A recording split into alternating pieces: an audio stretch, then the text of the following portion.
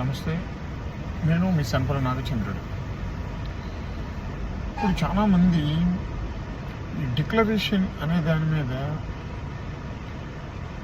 అర్థం కాకపోవడం, కాకపోతే అర్థమైనా కూడా దాన్ని ఎలా వ్యక్తపరచాలో తెలియకపోవడం మాకైతే తెలియదు. కానీ ఈ డిక్లరేషన్ అనేది మనకి 1987 30th దాన్ని అమలుపరచడం, దాన్ని 1990వ సంవత్సరం నుంచి ఆచరణలోకి తీసుకొచ్చారు.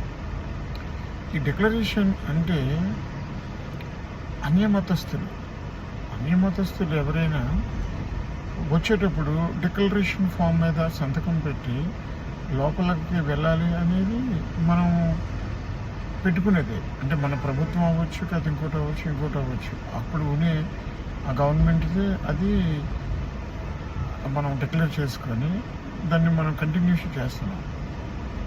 దీన్ని చాలామంది అన్యమతస్థులు అంటే ఎవరైనా సరే దాన్ని ఆచరిస్తూ వెళ్తున్నారు. అది మనం చూస్తున్నాం కూడా గతంలో. ఎందుకంటే ఇదే విషయం గతంలో మనకి అబ్దుల్ కలాం గారు రాష్ట్రపతిగా ఉన్నప్పుడు కూడా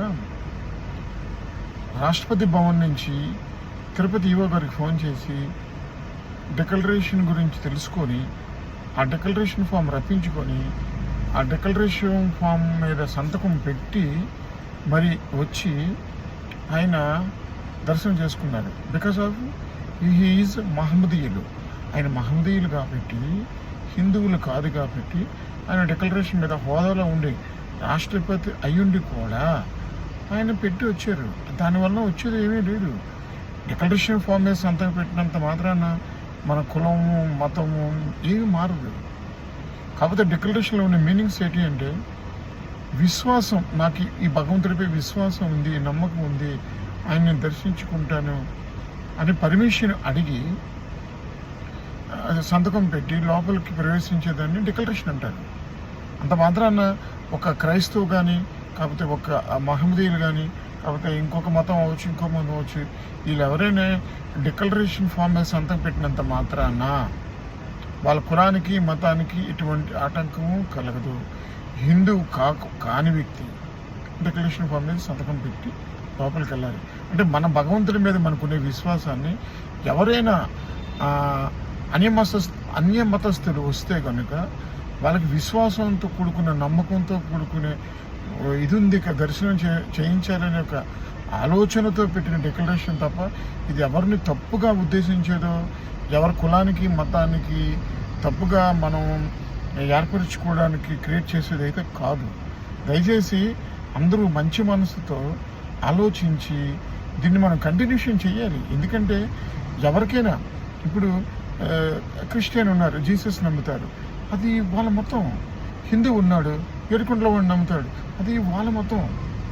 అలాగే ఖురాన్, అలాగే ఇలాగా ఈ బైబుల్, ఈ తర్వాత రకరకాల ఇప్పుడు మతాలు, అన్ని మతాలు ఉన్నాయి. ఎవరి మతం, ఎవరి దేవుడు వాళ్ళకే గొప్ప. అది మనం తప్పుగా కూడా మనం మాట్లాడుకోవడానికి లేదు. ఎవరు నచ్చినట్టుగా దాన్ని వాళ్ళు క్రియేట్ చేసుకోవచ్చు. ఎక్కడైనా అన్ని మతస్థులు వచ్చేటప్పుడు డిక్లరేషన్ ఫామ్ మీద సంతకం పెట్టి వెళ్ళాలి అనే రూల్ని మనం తప్పుగా ఎక్కడ కూడా అనుకోవడానికి లేదు. డిక్లరేషన్ ఫామ్ మీద సంతకం పెట్టినంత మాత్రాన వాళ్ళు ఏ కులస్తులైనా, ఏ మతస్థులైనా హిందువులుగా చెప్పుకుంటారేమో కాదు. నేను హిందువుగా ఈ డిక్లరేషన్ మీద సంతకం పెడితే హిందూ కింద క్రియేట్ చేస్తారేమో అనుకోవడం తప్పు. అన్యమతస్థులు ఎవరైనా సరే ఏడుకొండల వాడిని దర్శించుకోవడానికి వచ్చేటప్పుడు డిక్లరేషన్ అనేది ఒకటి పెట్టారు, దాన్ని మనం గౌరవించాలి. ఎవరు సంప్రదాయాలైనా మనం గౌరవించి తీరాలి. దయచేసి ఇది అందరూ అర్థం చేసుకొని తెలియని వాళ్ళకి చెప్పి ఓహో దీని యొక్క సారాంశం ఇదా అన్నారే తప్ప మనం ఎవరిని తప్పుతో పడడానికి లేదు, ఎవరిని ఇబ్బంది పెట్టడానికి లేదు. ఇది ఉద్దేశపూర్వకంగా కాదు. ఫర్ ఎగ్జాంపుల్ నేను హిందువుని, నాకు వెంకటేశ్వర స్వామి అంటే ఇష్టం, నేను వెంకటేశ్వర స్వామి పూజిస్తాను. అలానే నేను జీసస్, నాకు ఆయన అంటే ఇష్టమే, నేను ఆయన కూడా దండం పెడతాను, ఆయన కూడా ప్రేయర్ చేస్తాను. అలాగే అల్లా, నేను ఆయన కూడా పూజిస్తాను, ఆయననే నాకు ఇష్టమే. అన్ని మతాలు సమానమే, అందరి దేవుళ్ళు ఒకటే అనుకునే మనం ముందుకు సాగాలి. కాకపోతే కొన్ని సాంప్రదాయాలు ఉంటాయి.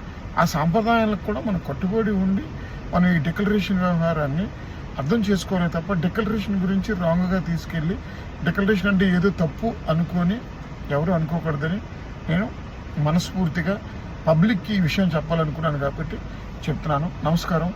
సనపర నాగచంద్రుడు, మీ న్యాయవాది.